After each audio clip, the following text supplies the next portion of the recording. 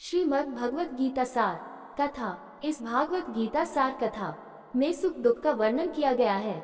इस भागवत गीता में मानव के लिए हर अच्छे और बुरे कर्मों का वर्णन दिया गया है। दोस्तों, आप सभी चैनल को सब्सक्राइब लाइक करते हैं, जिसमें आप लोगों को कुछ नहीं मिलता, पर इस चैनल पर जीने की राह और ज्ञान भरी बातें मिलती है। तो आपसे निवेदन है कि हमारे चैनल को आप सब सपोर्ट करें और हौसला दें कि हम आप लोगों के लिए अच्छा ज्ञान, अच्छी बातें और अच्छे राह पर चलने के लिए अच्छा ज्ञान आप सबके लिए पहुंचाता रहूं। नमस्कार मित्रों, आप सबका हमारे चैनल पर स्वागत है। दोस्तों, इस चैनल पर सारे वेदों का ज्ञान मिलेगा। भगवत गीता अध्याय 16 श्लोक 6। द्वौ भूत्सर्गो लोकेस्मिन् दैवसुरैव च दैवो विस्तारः प्रोक्तसुर पार्थ में शृणु। द्वौ भूत्सर्गो लोकेस्मिन् दैवासुरैव च दैवो विस्तारः प्रोक्ता आसुर पार्थ में शृणु।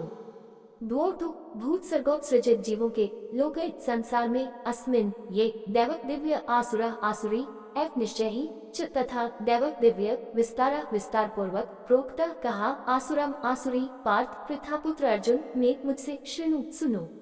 द्वौ भूत्सर्गो लोकेस्मिन् दैवासुरैव च दैवो विस्तारः प्रोक्ता आसुर पार्थ में शृणु। अनुवाद: इस संसार में दो प्रकार के प्राणी हैं, एक दैवी स्वभाव वाले और दूसरे आसुरी स्वभाव वाले। हे अर्जुन, मैंने दैवी गुणों का विस्तार से वर्णन किया है, अब तुम मुझसे आसुरी स्वभाव के विषय में सुनो। सभी आत्माएं अपने पिछले जन्मों से अपने स्वभाव साथ लेकर चलती हैं। तदनुसार जो लोग पिछले जन्मों में सद्गुणों का पालन करते हैं और पुण्य कर्म करते हैं, वे दैवीय स्वभाव के साथ जन्म लेते हैं, जबकि जो लोग पिछले जन्मों में पाप करते हैं और अपने मन को दूषित करते हैं, वे वर्तमान जन्म में भी वही प्रवृत्तियां लेकर चलते हैं। ये दुनिया में जीवों के स्वभाव की विविधता को स्पष्ट करता है। दैवीय और आसुरी स्वभाव इस वर्णक्रम के दो चरम हैं। स्वर्ग के लोकों में रहने वाले जीवों में सद्गुण अधिक होते हैं, जबकि निम्न लोकों में आसुरी गुण अधिक होते हैं। मनुष्य में दैवीय और आसुरी दोनों ही गुण विद्यमान होते हैं। क्रूरतम कसाई में भी हम कभी कभी व्यक्तिगत जीवन में दयालुता का गुण पाते हैं। यहाँ तक कि उच्च आध्यात्मिक साधकों में भी हम सद्गुणों के दोष पाते हैं। ऐसा कहा जाता है कि सत्ययुग में देवता और दानव अलग अलग लोकों अर्थात अस्तित्व के अलग अलग लोकों पर रहते थे। त्रेता युग में वे एक ही लोक में रहते थे, द्वापर युग में वे एक ही परिवार में रहते थे, और कलयुग में एक ही व्यक्ति के हृदय में दैवीय और आसुरी दोनों ही प्रकृतियां सह अस्तित्व में रहती हैं। यही मानव अस्तित्व की दुविधा है, जहाँ उच्चतर आत्मा उसे ऊपर की ओर भगवान की ओर खींचती है, जबकि निम्नतर आत्मा उसे नीचे की ओर खींचती है। ऋषि गुणों का वर्णन करने के बाद श्री कृष्ण अब निम्नतर प्रकृति का विस्तृत वर्णन करते हैं, ताकि हम उसे पहचान सके और उससे बच सके। भगवत गीता अध्याय 16 श्लोक 7। प्रवृत्तिं च निवृत्तिं च जना न विदुरासुर न शौचम नापि चाचारो न सत्यम तेषु विद्यते। प्रवृत्तिं च निवृत्तिं च जन न विदुरसुर शौचम नापि चाचरो न सत्यम तेषु विद्यते। प्रवृत्तिम उचित कर्म च तथा निवृत्तिम अनुचित कर्म च तथा जना व्यक्ति न नहीं विदुत समझते हैं, आसुरा आसुरी स्वभाव वाले, न तो शौचम पवित्रता न नहीं, अपि यहाँ तक कि च तथा आचारा आचरण न नहीं, सत्यम सत्यनिष्ठा तेषु उनमें विद्यते विद्यमान है। प्रवृत्तिं च निवृत्तिं च जन न विदुरसुर शौचम नापि चाचरो न सत्यम तेषु विद्यते।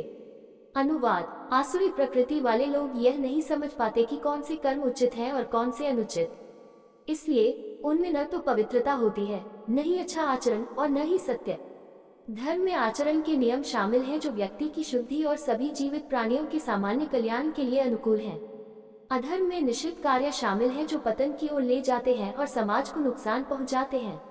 आसुरी प्रकृति शास्त्रों के ज्ञान और बुद्धि में विश्वास से रहित है, इसलिए इसके प्रभाव में आने वाले लोग सही और गलत कार्य के बारे में भ्रमित रहते हैं। इसका एक विशिष्ट उदाहरण पश्चिमी दर्शन में वर्तमान प्रवृत्ति है। पुनर्जागरण के बाद विभिन्न विचारधाराओं जैसे कि ज्ञानोदय युग, मानवतावाद, अनुभववाद, साम्यवाद, अस्तित्ववाद और संशयवाद के माध्यम से विकसित होने के बाद पश्चिमी दर्शन में वर्तमान युग को उत्तराधुनिकतावाद के रूप में लेबल किया गया है। उत्तर आधुनिकतावादी विचार का प्रचलित दृष्टिकोण यह है कि कोई पूर्ण सत्य नहीं है। बहुत से लोगों ने इस संभावना को अस्वीकार कर दिया है कि पूर्ण सत्य जैसी कोई चीज मौजूद हो सकती है। सब कुछ सापेक्ष है, दर्शन के उत्तर आधुनिकतावादी युग का नारा बन गया है। हम अक्सर ऐसे वाक्यांश सुनते हैं जैसे, यह आपके लिए सही हो सकता है, लेकिन यह मेरे लिए सही नहीं है। सत्य को एक व्यक्तिगत पसंद या धारणा के रूप में देखा जाता है जो किसी व्यक्ति की व्यक्तिगत सीमाओं से आगे नहीं बढ़ सकता है। इस दृष्टिकोण का नैतिकता के विषय पर बहुत प्रभाव पड़ता है, जो सही और गलत व्यवहार के सवाल से निपटता है। यदि पूर्ण सत्य जैसी कोई चीज नहीं है, तो किसी भी चीज के बारे में कोई अंतिम नैतिक सही या गलत नहीं है। फिर लोगों को ये कहने में कोई हर्ज नहीं है, यह आपके लिए सही हो सकता है, लेकिन इसका मतलब यह नहीं है कि यह मेरे लिए सही है। ऐसा विचार कई लोगों को बहुत पसंद आता है, लेकिन अगर इसे तार्किक रूप से चरम पर ले जाया जाए तो ये बेतुका और विनाशकारी साबित होता है। उदाहरण के लिए, अगर किसी के लिए ट्रैफिक लाइट को अनदेखा करना सही है, भले ही वे लाल हों, वह व्यक्ति जो सही मानता है उसे करके दूसरों की जान जोखिम में डालेगा। अगर किसी को घनी आबादी वाले नागरिक क्षेत्र में उन लोगों के बीच आत्मघाती बम विस्फोट मिशन पर जाना सही लगता है जिन्हें वो दुश्मन मानता है, उसे पूरा यकीन हो सकता है कि वह जो कर रहा है वह सही है। लेकिन क्या ये किसी भी अर्थ में इसे सही बनाता है? अगर पूर्ण सत्य जैसी कोई चीज नहीं है, तो कोई भी वास्तव में यह नहीं कह सकता कि उसे ऐसा करना चाहिए या उसे ऐसा नहीं करना चाहिए।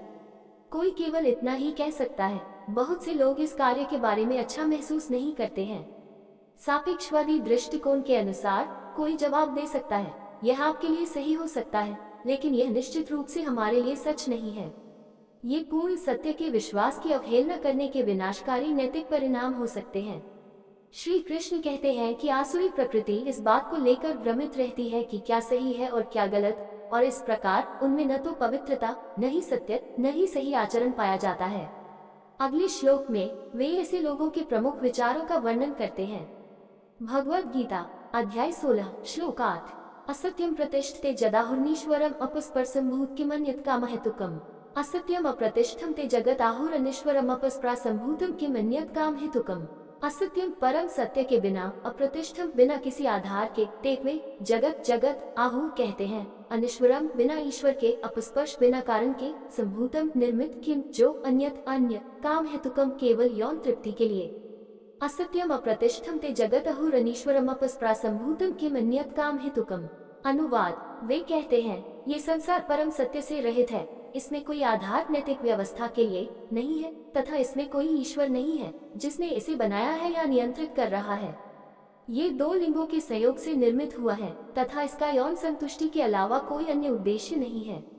अनैतिक आचरण से बचने के दो उपाय हैं। पहला उपाय है इच्छा शक्ति के प्रयोग से अधर्म से बचना। दूसरा उपाय है ईश्वर के भय से पाप से दूर रहना। केवल इच्छा शक्ति के द्वारा पाप से दूर रहने की क्षमता रखने वाले लोग बहुत कम हैं। अधिकांश लोग दंड के भय से गलत काम करने से बचते हैं। उदाहरण के लिए, राजमार्गों पर देखा जाता है कि जैसे ही पुलिस की गाड़ी दिखती है, लोग तुरंत गति सीमा तक धीमी कर लेते हैं, लेकिन जब उन्हें लगता है कि पकड़े जाने का कोई खतरा नहीं है, तो वे गति सीमा से अधिक गति करने में संकोच नहीं करते। इस प्रकार, यदि हम ईश्वर में विश्वास करते हैं, तो उनके भय से हम अनैतिक आचरण से दूर रहेंगे। इसके बजाय, यदि हम ईश्वर में विश्वास नहीं करते हैं, तो उनके सभी नियम अभी भी हम पर लागू होंगे और हम गलत आचरण के परिणाम भुगतेंगे। आसुरी प्रकृति वाले लोग इस अधिकार के अधिरोपण और व्यवहार के विनियमन को स्वीकार नहीं करना चाहते हैं, जो ईश्वर में विश्वास का एक आवश्यक परिणाम है। इसके बजाय वे इस दृष्टिकोण को स्वीकार करना पसंद करते हैं कि कोई ईश्वर नहीं है और दुनिया में नैतिक व्यवस्था का कोई आधार नहीं है। वे बिग बैंग थ्योरी जैसे विचारों का प्रचार करते हैं, जो यह मानता है कि दुनिया एक आकस्मिक विस्फोट से बनी थी जो सृष्टि के शून्य समय पर हुआ था, और इस प्रकार कोई ईश्वर नहीं है जो दुनिया को बनाए रखता है। ऐसे सिद्धांत उन्हें बिना किसी संकोच या परिणामों के डर के कामुक संतुष्टि में संलग्न होने की अनुमति देते हैं। कामुक तृप्ति के विभिन्न रूपों में यौन भोग सबसे तीव्र है। ऐसा इसलिए है क्योंकि भौतिक क्षेत्र आध्यात्मिक क्षेत्र का विकृत प्रतिबिंब है। आध्यात्मिक क्षेत्र में दिव्य प्रेम मुक्त आत्माओं की गतिविधियों और भगवान के साथ उनकी बातचीत का आधार है। भौतिक क्षेत्र में इसका विकृत प्रतिबिंब वासना भौतिक रूप से बद्ध आत्माओं की चेतना पर हावी है, विशेष रूप से वे जो वासना के गुण के अधीन हैं। इस प्रकार आसुरी मन वाले लोग कामुक गतिविधियों में संलग्न होने को मानव जीवन का उद्देश्य मानते हैं। भगवद गीता अध्याय 16 श्लोक 9। एता दृष्टिम वस्ताभ्य नष्टात्मानोल्पबुद्धाय प्रभवन्ति उग्रकर्मान् क्षयाय जगतो हिता। एक दृष्टिम अवस्थभ्य नष्टात्मनो लब्बुद्धय प्रभवन्ति उग्रकर्मणः क्षयाय जगतो हित। एताम ऐसे दृष्टिम विचार अवष्टभ्य धारण करने वाले, नष्ट भटके हुए, आत्मा आत्माएं अल्पबुद्धया अल्पबुद्धि वाले प्रभावंती उत्पन्न होते हैं। उग्र क्रूर कर्मणा कर्म क्षयाय विनाश जगता संसार के अहिता शत्रुओं के एतम दृष्टिम अवस्थाप्य नष्टात्मनो लबुद्धया प्रभावंत्य उग्र कर्मणा क्षयाय जगतो हितः। अनुवाद, ऐसे विचारों को दृढ़तापूर्वक पकड़े रहने से ये भ्रमित आत्माएं अल्प बुद्धि और क्रूर कर्मों के साथ संसार के शत्रु बनकर उसके विनाश की धमकी देने लगती हैं। सच्चे आत्मज्ञान से रहित राक्षसी प्रवृत्ति वाले लोग अपनी अशुद्ध बुद्धि से सत्य के बारे में विकृत विचार करते हैं। इसका एक उदाहरण भारतीय इतिहास के सुप्रसिद्ध भौतिकवादी दार्शनिक चार्वाक का सिद्धांत है। उन्होंने कहा, यावत् जीवेत सुखम जीवेत श्रीर कृत्वा घृतम पिबेत भस्मीभूतस्य देहस्य पुनर्मन कुतः वीटु। जब तक तुम जीवित हो मौज करो, अगर घी पीने से तुम्हें आनंद मिलता है तो ऐसा करो, भले ही इसके लिए तुम्हें कर्ज क्यों न लेना पड़े। जब शरीर का अंतिम संस्कार हो जाएगा तो तुम्हारा अस्तित्व समाप्त हो जाएगा और तुम फिर कभी संसार में वापस नहीं आओगे, इसलिए अपने कर्मों के किसी भी परिणाम की चिंता मत करो। इस तरह से राक्षसी मानसिकता वाले लोग आत्मा की शाश्वतता और कर्मों की प्रतिक्रियाओं की संभावना को अस्वीकार करते हैं ताकि वे बिना किसी झिझक के स्वार्थी और क्रूर कर्मों में संलग्न हो सकें। यदि वे अन्य मनुष्यों पर शक्ति रखते हैं तो वे उन पर भी अपने भ्रामक भौतिकवादी विचारों को थोपते हैं। वे अपने स्वार्थी लक्ष्यों को आक्रामक रूप से आगे बढ़ाने में संकोच नहीं करते, भले ही इससे दूसरों को दुख और दुनिया का विनाश हो। इतिहास में मानव जाति ने बार बार हिटलर, मुसोलिनी, स्टालिन आदि जैसे महापागल तानाशाहों और सम्राटों को देखा है जो सत्य के अपने विकृत विचारों से प्रेरित थे और दुनिया में अनगिनत दुख और तबाही लाए। भगवद गीता अध्याय 16 श्लोक 10। कामाश्रित्य दुष्पुरदम्भमान्मदान्विता मोहाग्रहीत्वा सद्ग्रहान् प्रवर्तन्ते शुचिव्रता। काममाश्रित्य दुष्पुरं दम्भमन्मदान्विता मोहाग्रहीत्वा सद्ग्रहान् प्रवर्तन्ते शुचिव्रत। कामम वासना आश्रित्य पालने वाला, दुष्पुरम अतृप्त दम्भ कपट मान अहंकार मदन्विता मिथ्या सिद्धांतों से चिपके हुए, मोहात मोहग्रस्त गृहीत्वा आसक्त होकर, असत अनित्य ग्रहणान वस्तुओं में, प्रवर्तन्ते वे फलते फूलते हैं, अशुचि व्रता अशुद्ध संकल्प से।